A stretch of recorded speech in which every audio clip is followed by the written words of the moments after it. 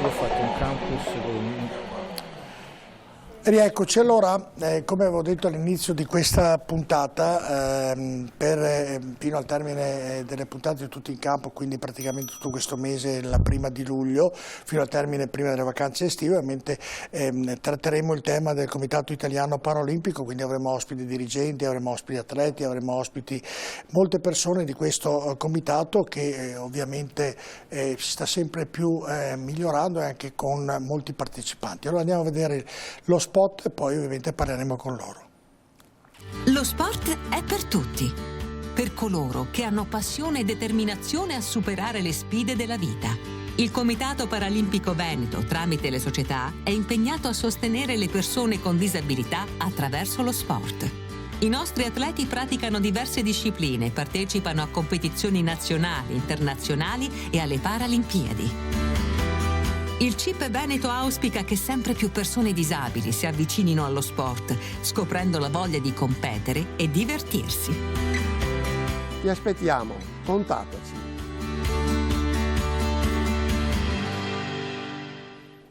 Allora, ecco lo spot che ovviamente va in onda tutti i giorni da noi e questa sera abbiamo Giovanni Izzo, che è il vicepresidente del Comitato Italiano Paralimpico Veneto, diciamo un comitato che sta crescendo a vista d'occhio, Giovanni. Noi ci siamo visti tanti anni fa in questa trasmissione, no? E mi sembra che dallo spot, come diceva il tuo presidente, ci sia la volontà, anzi c'è sicuramente un miglioramento. Sì, no, possiamo ben dire che noi qua in Veneto è cresciuto esponenzialmente il nostro movimento, anche perché dobbiamo sempre ricordare, grazie al volontariato. Sai benissimo, Giorgio, che il Veneto è una regione che a livello di volontariato non ha uguali in Italia. E il nostro movimento si basa principalmente sul volontariato, per cui avendo tanti volontari il nostro movimento riesce a crescere anche tanto bene. Siamo andati benissimo noi nelle ultime Paralimpiadi che abbiamo fatto, per cui non abbiamo nessun problema. Qua abbiamo dei grandi campioni, non solo nazionali ma anche internazionali. A Padova abbiamo il rugby in carrozzina che è 5 volte campione italiano. Non so se un po' alla volta, se vai con calma la regia delle immagini che ci avete dato, quindi certamente. Un po' alla volta cercheremo di accontentare e di far vedere un po' anche le immagini. Perfetto, tu sai benissimo che noi diamo un'opportunità a tutte le persone con disabilità di praticare lo sport, per cui attraverso gli ausili ogni persona con disabilità può praticare uno sport, ma non solo quello, anche con l'età. Tu pensa un po', il nostro presidente che hai visto nello spot finale, sai benissimo, lo conosci bene, Ruggero Vinnai, 75 anni, attualmente sta facendo i campionati europei di freccette in Spagna. Ma lui non era bravo con le bocce, se lui è bravo dappertutto, non ha importanza, il nostro presidente è un guerriero. Vedi, anche a 75 anni noi riusciamo a dare uno sport. Senti Giovanni, per fare questo, per avere per esempio nel rugby, nel basket, in tante altre attività sportive, ovviamente i ragazzi e chi partecipa ha bisogno delle attrezzature, e queste sono a loro carico oppure avete un contributo, avete qualcuno che vi dà una mano per sopperire ai costi che sicuramente saranno molto importanti di trasferimento, di mezzi e di quello che si deve fare, insomma? Questa è una domanda che dopo più nel dettaglio te lo possono dire loro come società, perché in effetti noi come comitato noi sovrintendiamo tutte le federazioni e le società, per cui sono loro in primis che hanno questi costi, ma abbiamo anche le istituzioni che ci danno una mano, la Regione Veneto che ci dà una grandissima mano, ci viene supportato anche tanto dall'INAIL. Quanti atleti siete in Veneto? In Veneto abbiamo attualmente 400 società e oltre 2000 atleti. Devo dire che dopo la pandemia... Cioè 2000 atleti che hanno dei problemi? Sì, giusto? 2000 atleti che hanno dei problemi, e sono ben pochi, attenzione. Attenzione, ce ne stanno tantissime di persone con disabilità che non riescono a fare sport perché o non vengono raggiunti dai media, oppure perché non hanno la possibilità di andare in palestra, oppure perché ci stanno anche i ragazzini, i genitori non li tirano fuori dalle case perché hanno vergogna, perché non hanno tempo. Però mi sembra che questo muro un po' alla volta si stia sgretolando. Lo stiamo sgretolando, un po' alla volta dobbiamo riuscire ad arrivare dappertutto, sia con gli atleti, però ti vorrei dire un'altra cosa, è quello che preme a noi. È vero che noi dobbiamo trovare gli atleti, le persone con disabilità si devono avvicinare allo sport, ma il nostro mondo è un mondo fatto di volontariato, le nostre società sono tutte fatte da volontariato. Io in primis sono un volontario E per cui noi dobbiamo prima, io quello che dico sempre, se ti vuoi mettere in gioco non rimanere come spettatore, se sei un dirigente, se sei un atleta, se sei un volontario, vieni a darci una mano, quella è la prima cosa necessaria. Dobbiamo creare prima la società e poi l'atleta, è inutile che io vado a trovare l'atleta e poi per dirti a Rovigo ho poche società.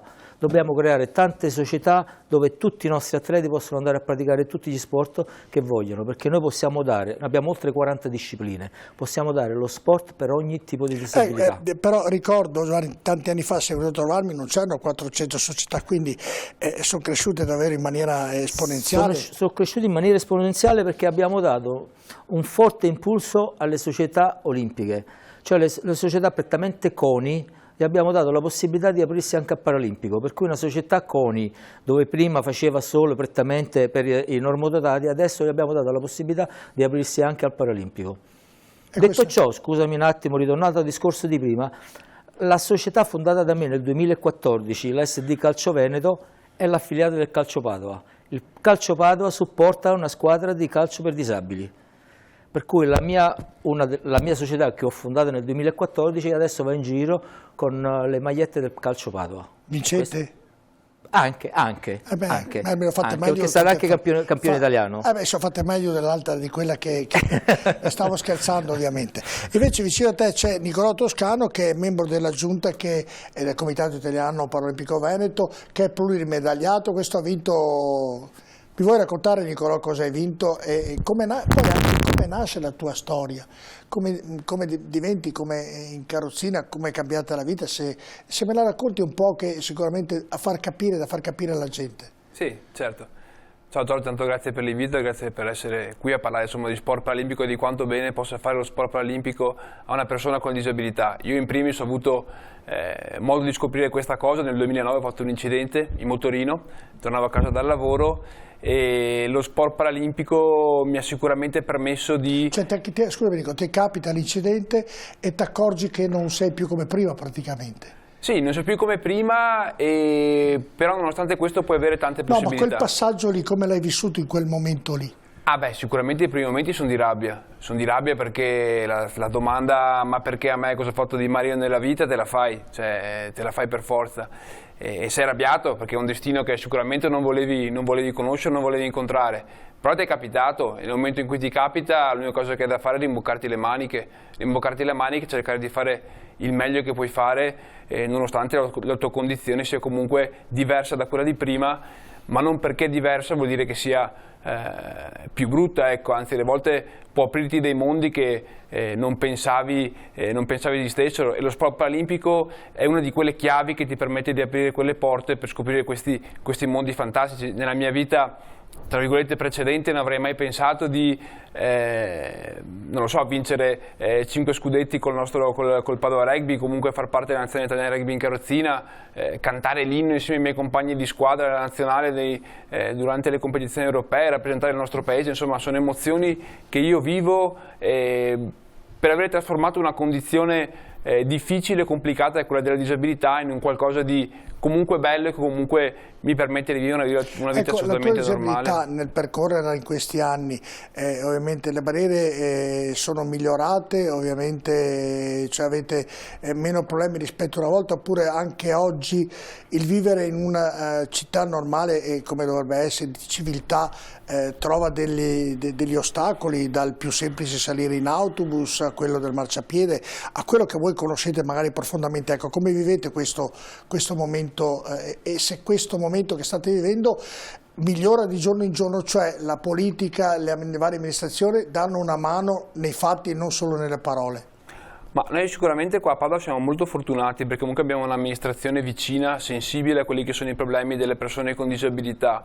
Anche proprio all'interno delle istituzioni c'è un consigliere comunale, Paolo Sacerdoti, che ha fatto tutto un piano di abbattimento di barriere architettoniche, tra l'altro il mio compagno di squadra, aperta e chiusa parentesi, tutto un piano di abbattimento di barriere architettoniche proprio per rendere... Quando parli di mio compagno di squadra si vede che hai vinto e sei un po' gasato da quel punto di vista lì, si vede che insomma, dici con un'enfasi di quelle... ma perché la squadra nel rugby è anche no, va bene, insomma, anche molta goliardia poi quello sport. Anche molta goliardia, assolutamente, certo.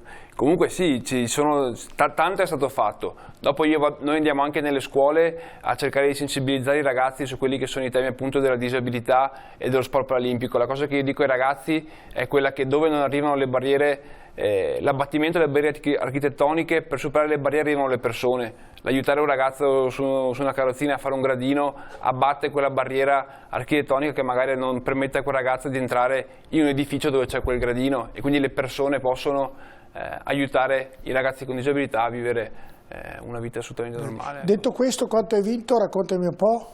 Ma anche si parlava prima delle squadre padovane, insomma noi come Padova, ma qui a fianco a me ci sono delle eccellenze anche a livello internazionale, poi vedranno loro. Noi come Padova Rugby abbiamo vinto 5 scudetti, 4 Coppa Italia e 3 Supercoppe italiane.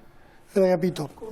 Con tutte le dinamiche ovviamente meno complicate anche dal punto di vista economico rispetto al calcio, però insomma qualche soddisfazione ce la siamo tolta. E poi mettiamo che il risultato sportivo. E ripeto, a fianco a me ci sono delle eccellenze anche a livello internazionale. Da dove comincio? Dai, presentami tu le eccellenze, diamo microfoni, ho già spiegato qual è l'eccellenza, dove devo iniziare? Io partirei allora dalla boccia paralimpica, dove abbiamo boccia paralimpica. Esatto, dove abbiamo. Se vi presentate con nome e cognome, appunto, prego. Io sono Targa Loreno, sono componente del CNA arbitrale dell'AIAB, Associazione Italiana Arbitri Boccia, e sono responsabile italiano di tutta l'arbitrale paralimpico della FIB, della Federazione Italiana Bocce. Quindi giri, vai alle Olimpiadi, vai dappertutto? Speriamo di andarci presto con Claudia, visto che è 24esima nel ranking mondiale e potrebbe andare alle Paralimpiadi. Tengo io il microfono a Claudia. Presentati Claudia. Presentati Claudia. Sì. Tu giochi a bocce? Sì. Sei brava Claudia? Sì. E lei è una che ha già partecipato a gare, quindi no? Lei è 2 volte campionessa italiana, è 24esima nel ranking mondiale, e ad agosto parteciperà agli europei, ai campionati europei assoluti. Insomma, gli fate un applauso, mica poca roba. Ha già vinto 2 medaglie a livello internazionale. Ma ascoltami, hai iniziato, ti è piaciuto subito giocare a bocce? Sì. Subito, cioè ma lei gioca da singola o con la squadra? Allora parlo io, sono il papà comunque. Sì, quindi allora parli lei. La mamma è il presidente dell'associazione. Allora siete tutti in famiglia, prego il microfono così. Allora prego. Claudia ha cominciato 8 anni fa, quando la boccia 7 anni fa è stata portata in Italia. L'avete portata voi e nasce da cosa questa simpatia per questa attività sportiva di Claudia? Cioè, l'avete portata cioè come nasce? Allora, sì, non litigate, no, Claudia, andate d'accordo? Senti? Sì. Perfetto. Allora, Claudia frequentava un centro diurno e 7 anni fa un certo Sartorato, che forse conoscete, non lo so perché ha fatto una promozione, ha cominciato a girare per i centri per far conoscere la boccia paralimpica che stiamo vedendo l'immagine, eccola qui, che fino al 2015, diciamo 2014-2015 in Italia non si conosceva.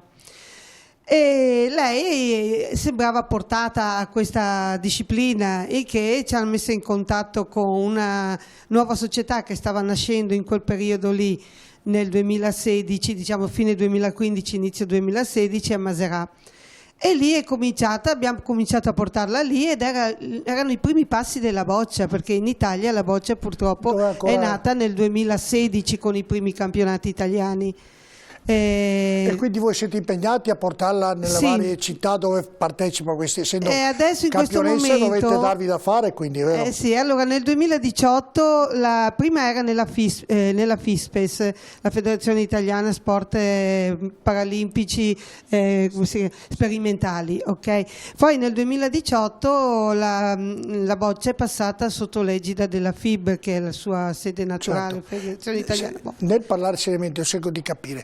Voi due dunque, il papà è arbitro, Giusto. Anch'io sono arbitro. Quindi siete arbitri. Allora, come genitori purtroppo nella boccia parecchi atleti di boccia sono supportati dai genitori, perché sennò ovvio, sì. allora loro hanno bisogno di accompagnatori, hanno bisogno sempre di qualcuno dietro e comunque tanti Quindi sacrifici. arbitrate anche Claudia voi? No, difficilmente arbitriamo nostra figlia. Perché mi sa che il papà lì darebbe... No, il papà è quello che designa gli arbitri. Ah, lui disegna, quindi anche lì hai bisogno... Stefano, tu che con gli arbitri vai d'accordo, capi cosa c'è? Vi faccio fare domande, faccio una presentazione con tutti, poi potete fare le domande che... Ma lui è anche tecnico. Tecnico, arbitro, sì, cioè tutto. chi Anche pianificatore. E chi più ne ha più Sto ne mette. allenando anche Ruggero Vignai nelle bocce. Io sto scherzando con voi, ma voi ma è vero. sapete che vi fa molto onore dunque nelle battute, perché fare quello che fate voi. Allora, se non ci fossero i genitori in questa specialità, sinceramente però lei è un sarebbe arbitro molto un po' difficile. cattivo, la vedo io. No, anzi, No, non penso. Mi sembra proprio. severo, no? L'ultima volta che ho arbitrato è stato proprio sabato a Spilimbergo. È andata bene o è Sì, stata sì. contestata? No, non sono stata. Lei ha detto così. Così. Allora andiamo avanti, conosciamo anche gli altri. Eccola il microfono, eccolo lì. E comunque lei fa parte della nazionale italiana. Lei fa parte della nazionale, non essendo microfono lo dico io. Prego. Rossella. Faccio parte della nazionale italiana Paradance.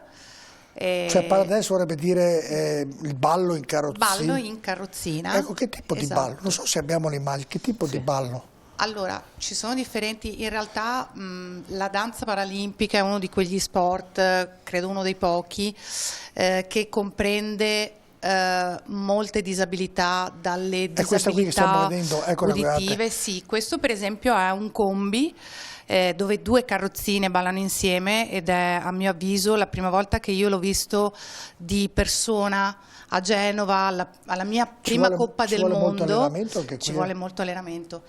Guardi, posso dirle, io sinceramente ho un po' il dente avvelenato, perché in realtà la danza in generale, ma soprattutto la danza in carrozzina, non è così, è un po' sottovalutata come sport.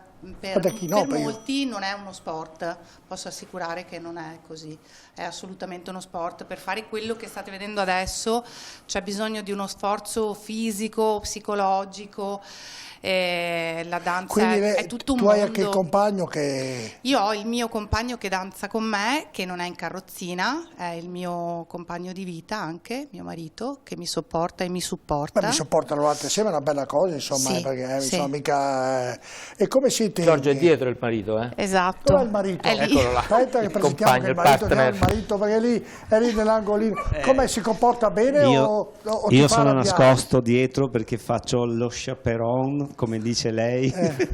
No, diciamo che è uno sport che a volte ti gratifica. Come ti chiami, scusa? Io mi chiamo Loris. Loris, nasce questo connubio della danza che ha voluto, ha voluto lei? Io ho dovuto ricominciare da zero a danzare, perché io ballavo, però non ballavo questo tipo di, diciamo, di ballo. Cosa ballavi tu, Loris? Io facevo il caraibico. Cioè avevo iniziato... roba sessuale, insomma, quelle robe lì? No, un'altra cosa, un'altra danza. Il caraibico non il caraibico è un po' più slow, un po' non più... è la baciata, faccio un... Bravissimo. Insomma, è un po' sessuale, dai, insomma, un po' sessuale. Però la danza con la danza in carrozzina, in questo caso, sì, abbiamo iniziato con il latinoamericano, che è una danza un po' più impegnativa, che io non avevo mai fatto, quindi... partito da zero. Quante ore di allenamento fate per arrivare ad ottenere un risultato di questo spessore qui? Allora, io mi alleno 4 volte alla settimana, circa 2 ore. Andate in palestra ad allenarvi? Sì, noi andiamo... Cioè avete dove andare, insomma, sì, praticamente? Sì, noi andiamo, allora, in realtà a Padova proprio città, l'unica realtà che io conosca, insomma, come società sportiva confiliata al CIP e al CONI e alla FIDS è quella dove andiamo ad allenarci, che è della maestra Sandra Crescini di Piazzola sul Brenta. Quindi dovete andare, voi siete quindi di Padova, noi quindi siamo di Vigonza, andiamo quindi Padova dovete andare ogni volta ad allenarvi 4 volte alla settimana. Loris, devi dirmi la verità adesso, ti fa arrabbiare? No. Tu hai mai detto no che è più sì? No, nel senso che ci confrontiamo. Quindi è un discorso corretto, viene fuori tutta sta... Sì, diciamo che ci confrontiamo spesso e volentieri, c'è qualche, diciamo... Sto scherzando. L'obiettivo screzio, qual è? però andiamo d'accordo. Sì, ho capito, Sì, devi andiamo dire d'accordo. così, ho capito. Esatto. Cioè, devi dire così, cioè, Lori, è meglio che non peggioriamo le cose.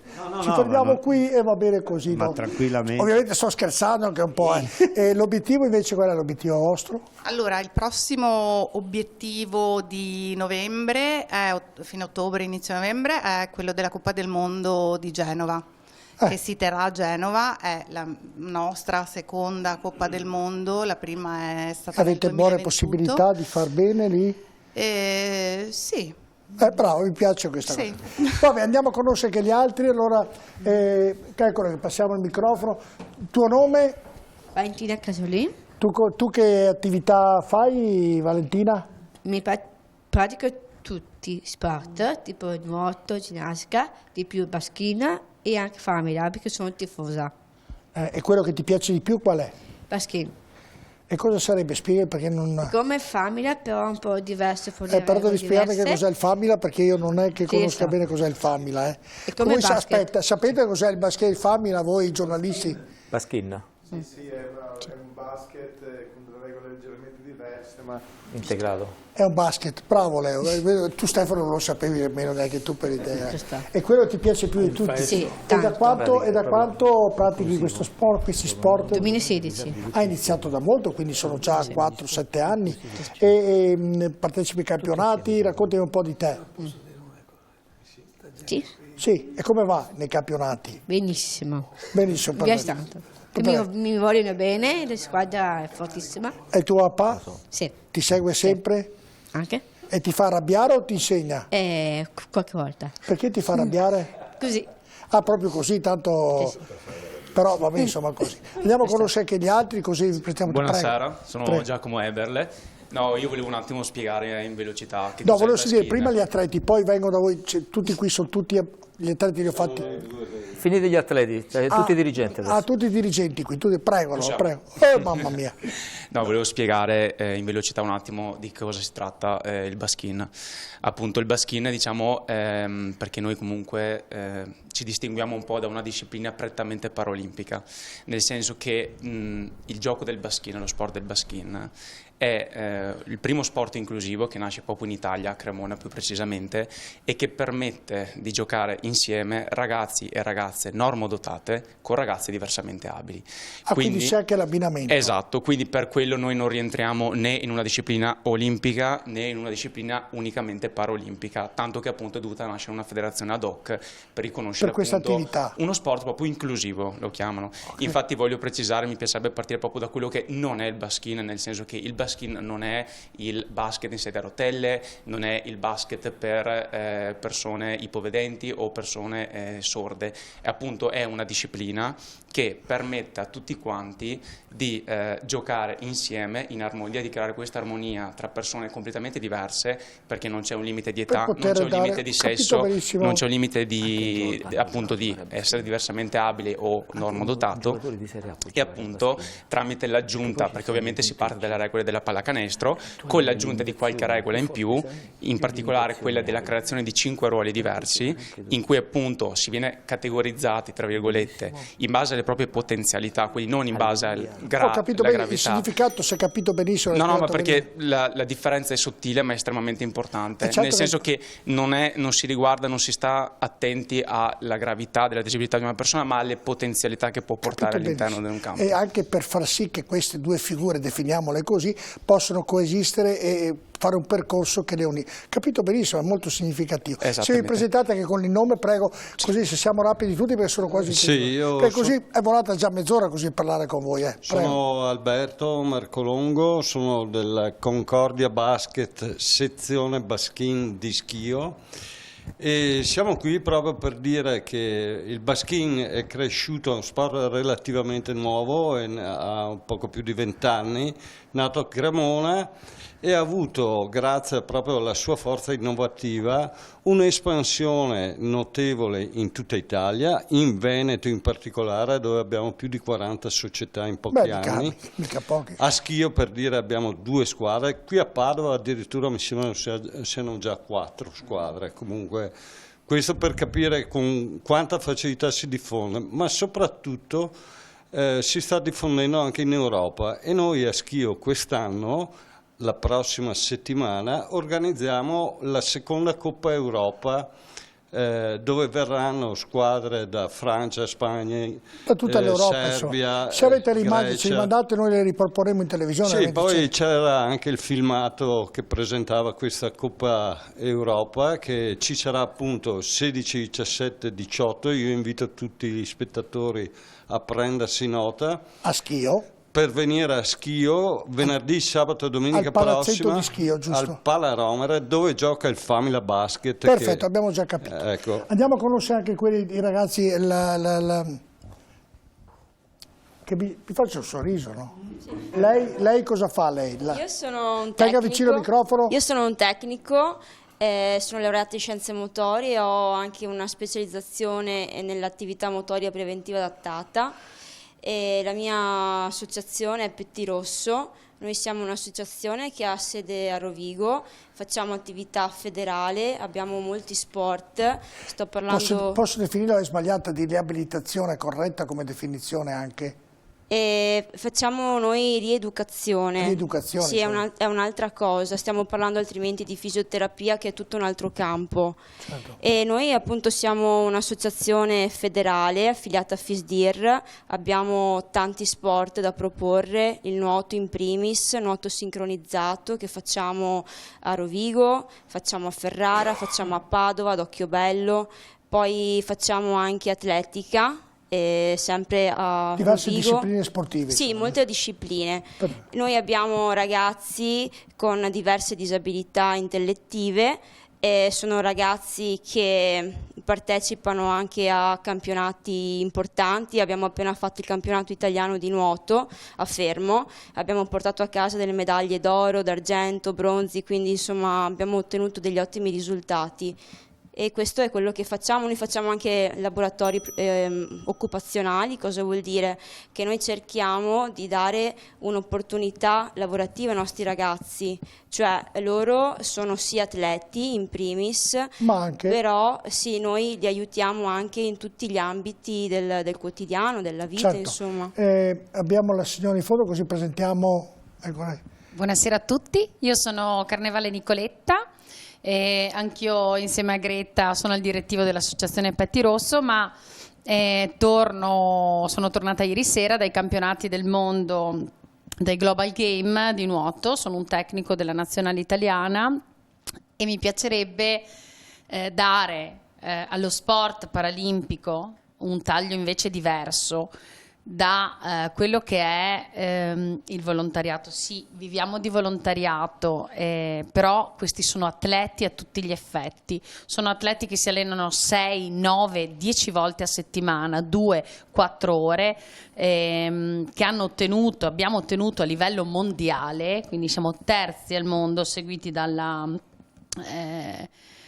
poi dall'Austria e dalla Francia. Siamo a livello natatorio e anche come sport siamo terzi al mondo, un movimento fatto sì di volontari ma di professionisti. Per seguire questi ragazzi non sono sufficienti i genitori, ma servono persone qualificate, servono persone, come avete detto, del settore giovanile che ci credono, perché a livello mondiale siamo forti, rappresentiamo l'Italia nel mondo in maniera eccezionale. quindi vogliamo che anche l'Italia ci riconosca. Certo. Riconosca il valore dello sport, ma il valore dei nostri atleti. Ecco, io mi auguro, Giovanni, che da questa trasmissione ne faremo poi delle altre, ovviamente diamo uno spazio importante perché le persone devono capire che movimento e quante persone si muovono per questi comitati, per queste persone e per farle rendere più normali possibile e che la loro vita sia ricca anche di soddisfazioni. Noi nel nostro piccolo cercheremo di dare un contributo a ogni puntata per far capire che mondo è e cercheremo anche noi di aumentare la gente che vi segua con passione.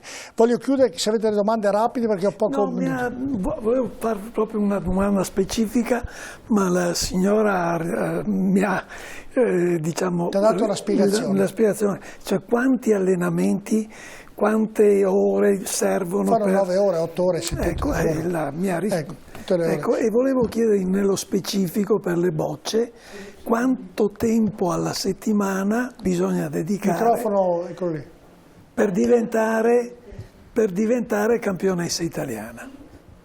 Allora 4-5 volte alla settimana, 2 o 3 ore alla settimana, 2 o 3 ore per ogni seduta. Complimenti, bravi. Giorgio, scusa. Devo chiudere? No, prego, sei rapido, Giovanni. Sì, rapidissimo. Tu prima chiedevi come vi avvicinate allo sport.